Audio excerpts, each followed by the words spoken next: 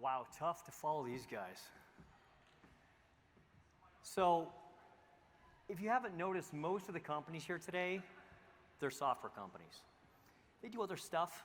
Some of them do IoT and flying devices, but a lot of the technology is software. Software is literally everywhere today. Probably all of you have a smartphone in your pocket. It's in your cars. It's also in your Roomba that's now sending maps up to Amazon so you know what your house looks like, unfortunately.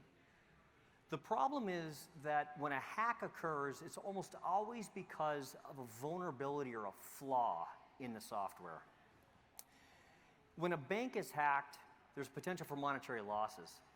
If something like a ventilator is hacked, there's potential for loss of life. I've been an engineer for more than 20 years, and I've seen the fallout from these types of cyber attacks firsthand. These experiences have led me to create the technology that allows us to automate the detection and remediation of the most prominent threats in software. My name is John McDonald. I'm the founder and CEO of Threatrix, and we're on a mission to bring automation to the most challenging aspects of software security. I've worked with a number of leading cybersecurity companies as an engineer as part of the sales team. And that really provided a front row seat to the challenges of securing software. What I discovered is that a lot of companies really struggle with the ability to release software both quickly and securely. And the problem really lies with the developers. They're the ones who write the software. They're also the ones who fix these vulnerabilities or these flaws in the software. And really, the issue lies in the volume of these vulnerabilities and the depth of these vulnerabilities within the software. So the real issue underlying that is that simply the volume of software makes it impossible without some sort of automation. So they just fall by the wayside. Threatrix technology allows us to essentially automate this entire process of detecting and remediating these vulnerabilities. In fact, we can reduce the remediation time by up to 90%, significantly reducing our customers' exposure to cyber attacks. We're being hailed as a game changer in this market. We successfully challenged the market leaders to win a 7-figure account with Olympus, and leading cybersecurity companies like Fortinet are calling us best-of-breed technology. We're forging partnerships with companies that are using our technology for point-in-time audits, and those produce immediate revenue. We're also producing long-term revenue as part of our annual subscription for our core product. We're seeking $2 million in funding in Q4, and we invite you to stop by our booth, check out our technology firsthand, and we'd appreciate any introductions to those who you might feel benefit from our technology. Thank you. Well, that went by fast. That's great. Right on time. Great job, John. So clearly it's a growing problem. I got a notification from my password manager this morning that they had a security attack, which is not great. Happens every day. Every single day. Yep. You said, the complexity of systems is kind of what's at fault for a lot of these vulnerabilities. But so is like the human element that can't really be controlled. How does that factor into what you guys do in terms of auditing and managing systems? A lot of the human element is what plays into the aspects of these vulnerabilities, right? As a developer, you're a human. You just want to go out, you just want to finish your work and go out for the day and have a beer. A lot of that leads to shortcuts that they take in the technology.